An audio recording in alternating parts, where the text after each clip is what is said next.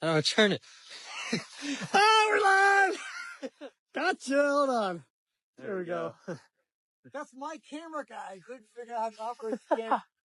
Hey guys, Sean King. Here we are in Evansville, Indiana, back for the week. And we have a very interesting project in front of us. Those who don't know, yesterday, Evansville, Indiana, and our surrounding counties had, and as word on the street is, we might have had multiple smaller tornadoes. I've heard 4 or 5 small tornadoes after there's houses with roofs missing. There's trees completely uprooted on the ground. Serious damage. Telephone poles down. Power poles down. There's towers. This vinyl fence is open to an entire field back here. Super high winds, potentially screaming through this field and impacting the white vinyl fence. What's unique about this white vinyl fence? Yes, it is in part. It has failed, but not in episode. This fence has been replaced already twice. This is now the 3rd time this had this. First 2 times, complete catastrophic failure. The post kinked at ground level, and the fence fell through. Everything for place completely. This case, it did hold up better, but we do have failure. Every single top rail is still intact except for the ones that we're taking out now. So skinning all down through the top rails are absolutely still attached. And the reason for that is, at Mr. Fence, we started using top ties. Over here.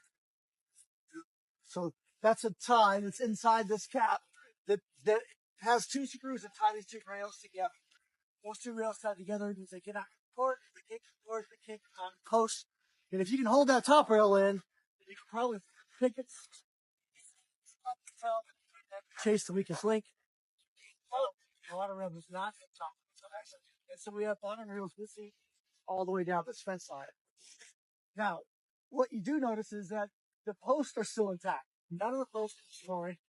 So the posts have moved in their foundation. This is a no-dig vinyl fence replacement project. So that means that every single one of these posts have a steel post going 4 feet and 4 feet out of foot.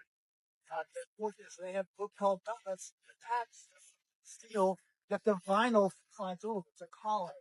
That collar fills the void between the donut, or say the steel post, and the vinyl fence movement.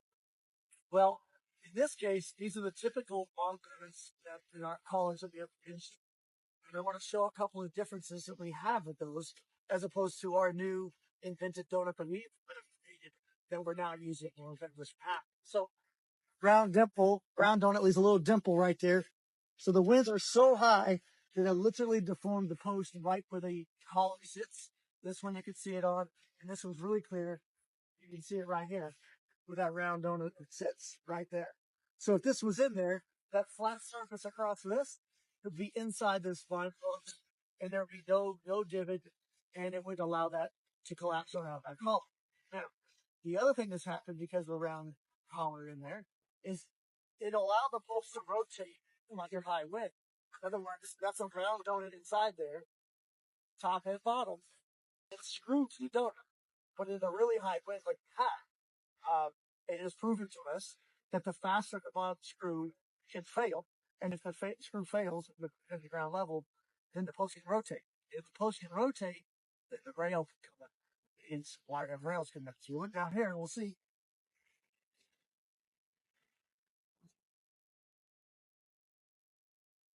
Post screw down there, snip sheared off, and now the post rotates. If this post rotates enough high, that bottom rail will come out. You know, relying on the notches in these rails is not going to hold us to super high winds. We can do better. If this had a square donut in the top, and especially if you had one block too, if these are ballistic, 10 nailed to the steel, how the steel post on the ground has to rotate, right? So if that were to become a problem, we would look at potentially smashing the bottom of the steel post so it goes down like a screwdriver cannot rotate. But we're learning right now that the weak link, we chase the weak link. It used to be the pickets, these locking pickets, that's not a problem. And the rails would come out. So we fix that, locking hopper ties. That problem solved. Posts used to keep over. Now you put steel posts in, so that problem solved. We're chasing the weakest link, and now the bottom rail is the weakest link at this point. It has blown out. We're going to solve that. because now we're switching to complete king nuts to help in here prevent that post turning. And then we're also considering adding a fastener externally through the post into the ramp.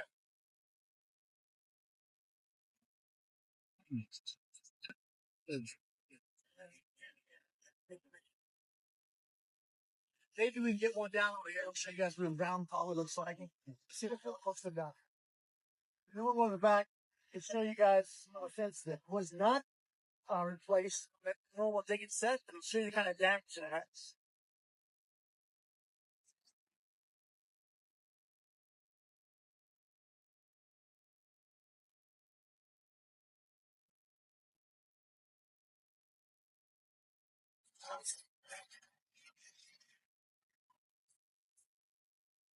Here's the round collars that are traditionally used, as opposed to using. Watch out behind you. There you go. So the square collar, we have positive contact all four sides of that post, as opposed to this round collar that's traditionally used in our industry. And that could post. This is the steel post that's supporting that fence. So if you look at the damage, we can pull the fence apart and put it back together, and not have to replace the entire fence, as opposed to what's back here. Take a look.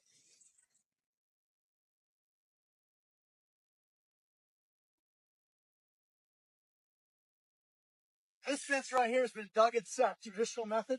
These posts are hollow. There's nothing inside them. There's no donuts, collars in here. But we have a building and trees that are protecting it from the wind. That's where there's no damage here. Down here,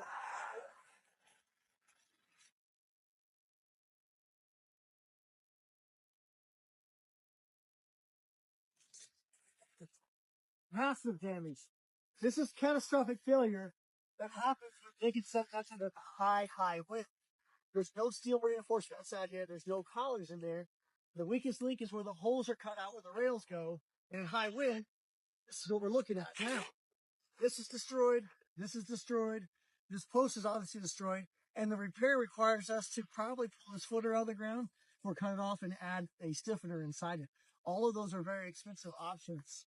Whereas a no-dig system from the get-go doesn't really add any cost to installation of the fence and prevents the high cost of repairs when you do have tornado-like winds.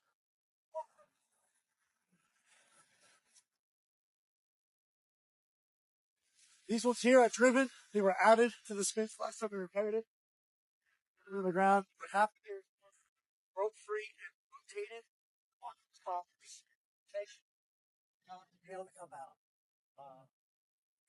So, those you guys that are putting the rails in steel post to steel post, and either not notching them like we've done a lot that way, or notching them, either way, it's not going to stand this kind of wind loss.